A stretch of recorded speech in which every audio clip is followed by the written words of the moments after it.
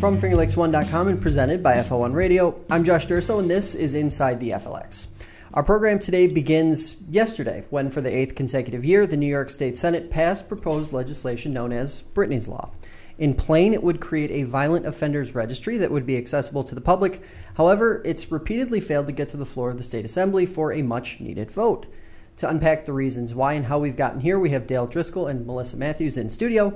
Both have personal stories connected to this issue, but to underscore this point for those listening at home or on the road, Brittany's Law has been lingering as proposed legislation for approaching a decade and points to a larger problem that a lot of folks have with Albany politics as a whole. For that reason, this conversation is important no matter how you feel about Brittany's Law specifically, but thank you both for being here today. Thank you. Thank you, Josh. Obviously, a ton to unpack and talk about, but first let's go through a little bit of an introduction. Melissa, a little bit about you and how you got involved with this really, really interesting fight. Well, thank you, first of all, for having me today. It's an honor to be here with Dale and to join her in this incredible fight. I am founder of Maljourn Women, and Maljourn Women is a company that celebrates women who have transformed tragedies into something positive, which Dale has obviously done. And we recently chose Dale as our next Maljourn Woman, so that is why I am here, yay, in support of her. And that's basically who I am. In December 18th, 2003, I myself was in a near-fatal car accident, had 14 surgeries to rebuild both my legs and my left arm, was in a wheelchair, had to learn how to walk again. So I truly appreciate women who have transformed tragedies into something positive. So Excellent, excellent. So, Dale, obviously you've been on the program before. You're no stranger Right. to our studio. Obviously, a brief background on who you are and how you got and how this all came to be, especially on the legislative side. Brittany's Law, it's complicated to some people, but you know, when you really break it down and start to look at the nuts and bolts of it, it isn't that complicated, right? No, it's not. There's a lot of misconception out there. And as I said to Joe Morelli yesterday, we were talking on the phone, they have over 10,000 bills a year. They cannot possibly read every bill that comes through their desk. So even they don't know the bills. They have misconceptions of the bills. And one of the big misconceptions, and I totally disagree with, is they feel it will give people a false sense of security. Women and yeah, I know. Survivors and women I talk to find that very insulting. Number one, you're always going to have that first offense. Everyone will never, there's no perfect 100% answer. We'll never have a situation where everybody is on the registry. Right. But that falls true with the sex offender registry too. Mm-hmm. You're always going to have to be vigilant. Learn the red signs if you can, Mm-hmm. of what to look for. Don't think just because they're not on the registry that you're not going to run into a bad situation. But the ones that are there, how many lives can those names save? Mm-hmm. And isn't that worth it? Right. Now, a lot of this, and I know just from our discussions before, a lot of this is about putting tools and resources and information in the hands of people. Mm-hmm. And of course, it's not going to prevent every bad circumstance from Right. playing out. But even if you're preventing, half or 70 or 80%, isn't that a win? I absolutely agree. Yes, it is a win. So what kind of, this time around, obviously this legislation has been batted around for Senate for 8 years now. It passed. We just passed again. Yesterday. On Helen's birthday. Actually, Friday the 13th. No, But she was Wednesday. born on Friday Yeah. the 13th. Wednesday. Wednesday. It was Yeah, actually Wednesday. brought to the floor on her birthday, and I believe that was intentional. Mm-hmm. So, all right, what has been different this time around with the process, the legislative process, in terms of what the discussion has been like on the political side? Well, actually, when Senator Nozzolio was leaving his last year, he was asked, "What can we do for you before you go?" and he said he wanted Brittany's law passed. So they all sat down together, and they ultimately rewrote the whole bill to appease the Democratic Assembly to what they wanted for this legislation. Because we wanted it to be very bipartisan, always. Yeah, it was always, right. yeah, it's always been bipartisan, but they always said it was too vague. Right. So now it's basically just anything related to domestic violence, like strangulation, choking, and strangulation. That's very serious. Stalking is very serious. Stalking is actually a gateway to murder.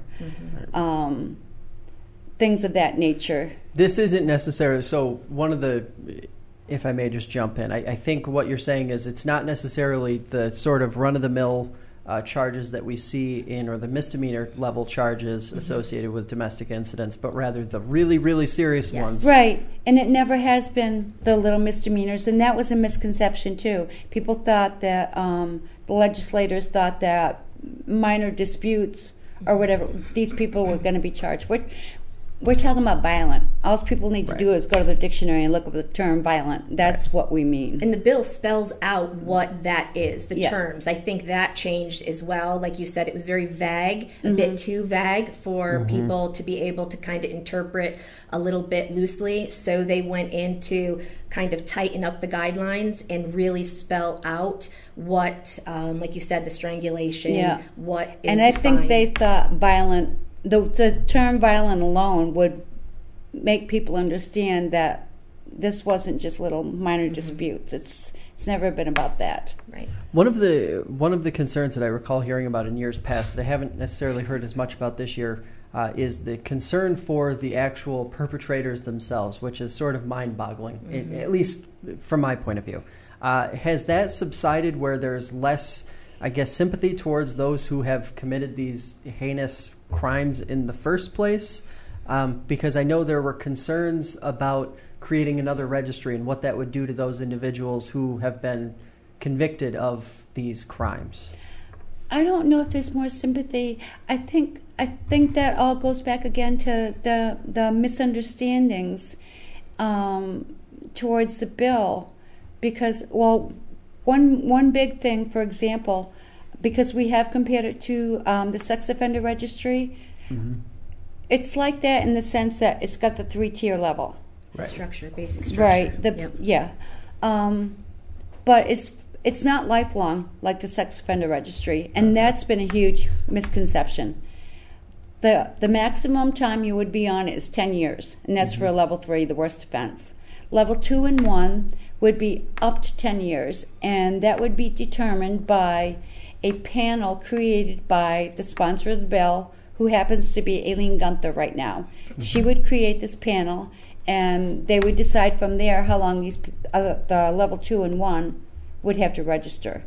And it would be dependent upon not only their offense, but how they progress once they're out of prison as well. Now, one of the interesting things that I've heard you talk about frequently is the frequency at which individuals can slip through the cracks, so to speak, of the criminal justice system as a whole. And you're over there nodding your head. It's amazing at the number of times, even just in terms of casual press releases that we get from local law enforcement agencies, parolee, someone who is on probation, and it seems to be happening all the time. And that's a key point, Josh. And that was one of the things that brought me to Senator Nozzolio to begin with, because John Brown continued to violate. And the reason they weren't violating him was because the parole officers were told not to, because of the overcrowding in the prison. So the justice system itself has done a great injustice and continues to do so. Nothing has changed. And over 8 years, nothing has changed. They still do it. Sorry, I didn't mean to cut you off. And on that note, with the cracks, Helen was a very intelligent woman and a great mom, and she did her homework. And when she first started dating this gentleman, she looked up Megan's, she researched the registry, she went online. Those were the tools that were available at the time. and there was nothing there. And eventually, once she learned that he was on parole, she immediately went to the website, the Department of Corrections website, and the story that John had told her was that he was acting as a hero, if you will, in defending a woman in a bar, an innocent woman, young innocent woman in a bar, and so he was arrested for second-degree assault. Am I correct on that charge? Yeah. And so when she went, upon hearing that, she did her research, she looked it up, it said second-degree assault.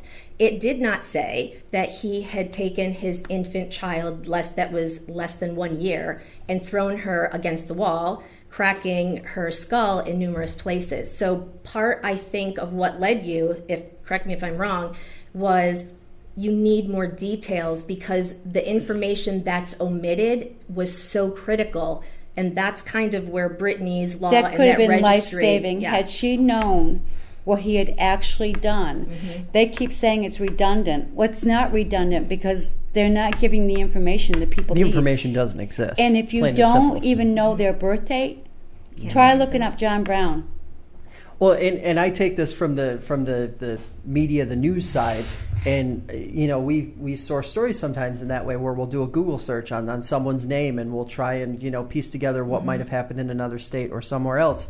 It's very, very difficult, and if not for news stories, you're probably not going to find that much in terms of concrete factual data. So it's the same with their website. It's so old. Right. It needs to get updated. Right. And that's what Brittany's law would do. And putting that information in, because like a lot of other people, I get text message alerts from the sex offenders registry and things like that.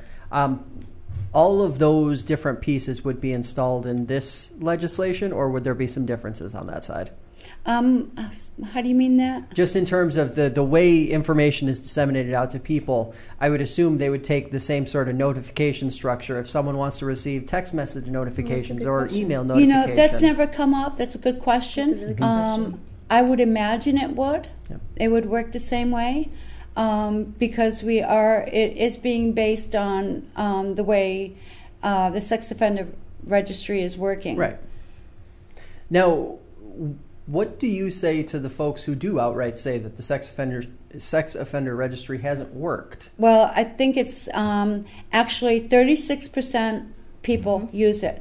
So that's 36 people out of 100 people that are possibly saving their children's lives because they know where those sex offenders are and they're keeping them away. So that's working. My daughter used that all the time. I keep being asked, well, would she have used it? Absolutely, she would have used it. She did, she used the sex offender registry all the time. And then when she found out he had been in prison, she went to the New York State Department of Corrections website that they keep saying is redundant, that is really totally worthless. In fact, it gave enough false information that it really put her in a critical condition or a situation, and it could do so with many others. I mean, if they want to talk about false sense of security, not giving that information is... because should there be some culpability here? Because that's one instance. I mean, even when they say, it wouldn't be used or what have you, that's one instance that we know she would have 100% looked it up and checked, because she did it with Megan's, the sex registry, sex offender registry. So that's even one life or two that we know, if that had been up at the time, which obviously it couldn't because of where we are today, but they both would still be here. So we know that it definitely would save lives if it would be. So I want to stay with you, Melissa, on this one, and I just want to get your perspective on I'll call you somewhat of an outsider. Obviously, for Dale, very personal. But for you as an outsider, watching the way she's fought through this and continued to persevere, and the stalled out nature of politics in Albany, New York State, how does that make you feel about the issue itself, and how does that make you feel about her vigor on this one. I have so much admiration for Dale because the courage that it takes. She is, she lost her daughter and her granddaughter, and she could have just let that eat her alive, and which she would have been entitled to because it was so terrible. But within a matter of weeks, she had determined that she was not going to let them die in vain. And so she reached out to the public officials and tried to get this going. So I have so much admiration for her, and I think she is, from my standpoint of Malvern woman, she's the quintessential Malvern woman, which is why we selected her. The law itself, I think, is absolutely fantastic, and I think that it absolutely would save lives. And it boggles my mind that some of these arguments that they come up with against it, because in my opinion, they're moot. They make no sense to me. This is kind of a common sense registry. I think Senator Helming said, they have a registry for people who abuse pets. In New York City, they have all kinds of different registries. We know so much more about domestic violence now. It's needed to protect these women and men as well. We need to give them all the tools that they can use to protect themselves. And they're doing so much with this Me Too movement, but it's only for sexual harassment in the workplace. Domestic violence victims live this every day of their lives. Right. Why aren't they being thought about and being given the same thoughts that these women are being given? So I want to talk about that a little more in a minute, but first I do want to ask, because a lot of people watching and listening are probably asking themselves, how have you maintained the level of objectivity that you have throughout this entire fight? Because you, from my point of view, you have been one of the most objective critics of the process and the whole thing, and yet you keep fighting, you keep going. How have you sort of maintained that energy level? I get a lot of support. That helps. I'm told or asked quite often, please don't quit. But I've also become a lot more active with advocating, mostly through social media.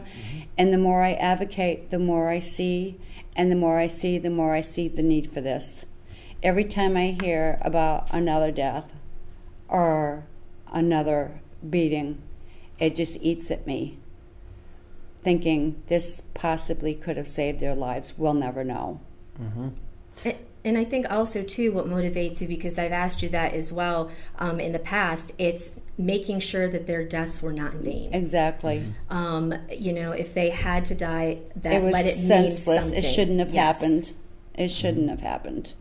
Now, obviously, you mentioned social media, and I do want to ask you, because that, I think, with this particular issue, Facebook, Twitter, you have really used that to your advantage to connect people. I mean, was it last week or the week before? Maybe I got tagged in a Twitter line, and all of a sudden, my notification, I had like 35 notifications, and all to your credit, all these great people and resources who I previously had no idea even existed, and yet you're using it to connect people. What extent is that really strengthen your fight? Twitter in comparison to Facebook. Facebook, it's usually friends and people you know. Twitter, it's commonality. Right. That you that's how you gain your followers. You look for people who are working towards the same goal, and we connect that way. That's what I love about Twitter. And you toss around ideas to each other. We're following back each other. A family in the UK, John Claw, he is doing the same thing over in the UK. His story is very similar.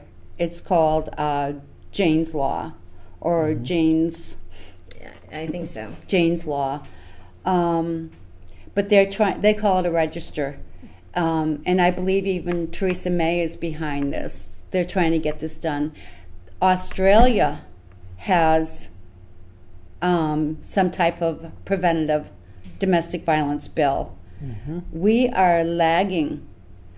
We're supposed to be the most powerful country in the world. Why are we lagging behind little tiny UK and Australia? And New York State is always supposed to be a progressive state. What's happening? Why aren't we doing more? Anything that's done, it's just a bunch of fluff. Just let's make sure that they can vote at home so that they don't have to go out. Okay, that's making sure they get their votes.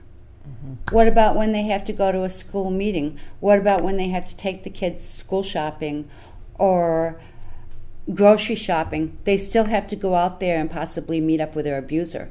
But when it comes to voting, they can vote at home now. It's all about politics, always. Is that the This was is just that the proposed. issue that's right now? Is This that the was issue just at play? proposed. Mm-hmm. Yep. So, And I believe this was right after the Schneiderman right. So then story hit. my next question is then, is there reason for optimism over the next, obviously we're at the very end of the legislative session now. Is there hope over the next 48 hours, a little less than 48 hours, that this will cross the finish line in Assembly? I am praying that certain legislators will watch this. Right now, they're only listening to the coalition. They're looking at the domestic violence registry and comparing it, and they're different in the respect that sex offenders. Yeah, that was the reason I always got from Assemblyman Weprin's office last year. He's the chair of the committee where it stalls. He apparently has a problem with the sex offender registry. I would say, number one, do something to amend it. Number two, this is not lifelong like that, and I believe he thinks it is because, like I said, they can't possibly have the time to read every bill. They don't know everything about the bill. So there is a lot of misconception, and I think maybe there was with the coalition too. Maybe that's why they've been opposed to it, because they don't fully understand what this bill is about. It sounds like you're basically saying that there's so much legislation, or here's the logic you're being provided, that every piece of legislation needs an elevator pitch attached to it. Otherwise, it just doesn't stand a snowball shot in hell. Right.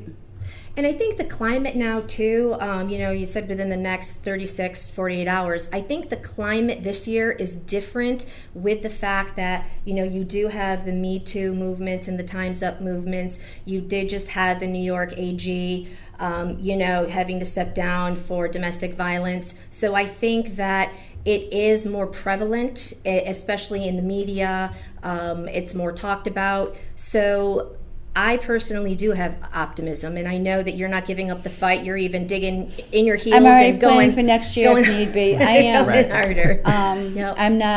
I'm not going away. Who could blame you after 7 years? Absolutely. Right. It will happen eventually. I really do believe that it will. It really will happen. So my last question, I guess, for you, Dale, is just why is this an important measure to fight domestic violence? Why is this the answer? Or one of the answers, I should say. I don't want another family to have to go through what we went through. I don't want my girls to have died in vain.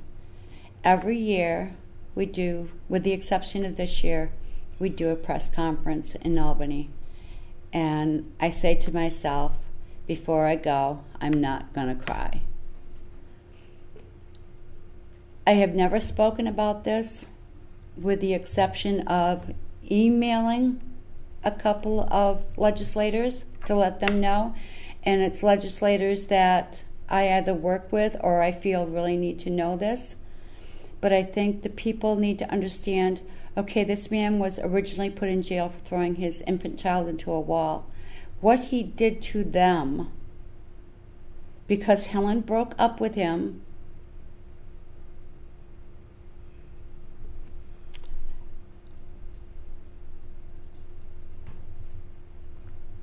I'm sorry, I'll get myself together. Take your time. He nearly decapitated them with a box cutter. And I would ask any legislator who says no to this, how will you feel if you say no to this and something happens to one of your constituents or one of your loved ones and you find yourself at a gravesite putting this person 6 feet under? How are you going to feel? Put your loved ones on this bill. This isn't something that we always said things like this will never happen to us. They do.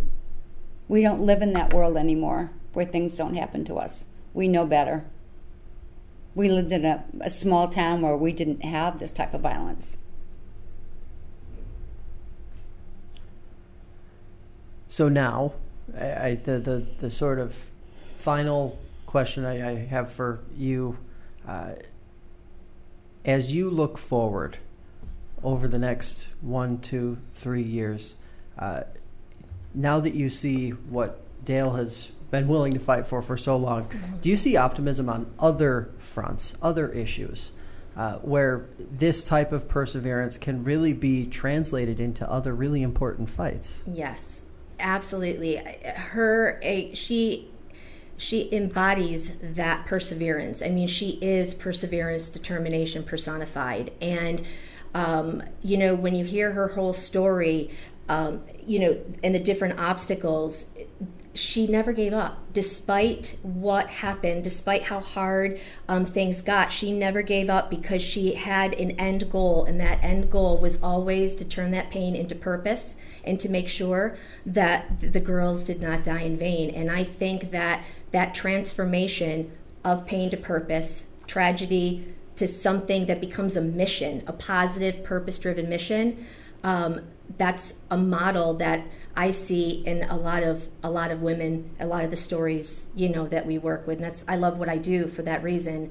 And that's why we chose Dale first, because she, like I said, is the quintessential Melbourne woman. And she should be very proud of herself, because we are very proud of her. I really appreciate both of you guys coming in. I really appreciate you sharing the personal side of this, Dale. I know it's really difficult for you. Here, Josh. But it's really important, and it really is an important conversation for people to be having, especially with just now hours left in this legislative session. So thank you both. Wednesday's the last day. Thank you. So that is going to do it for us today. I'd like to thank our guests, listeners, and of course, FingerLakes1.com for making this program possible. You can catch Inside the FLX on Saturdays during the 10 o'clock hour on WDWN 89.1 FM in Auburn or 97.7 FM in Fulton. The program also airs Sundays and Tuesdays at 7 p.m. on Spectrum, channel 1304, and is available on iTunes, Stitcher, and the FingerLakes1.com app. Until next time, stay informed, Finger Lakes.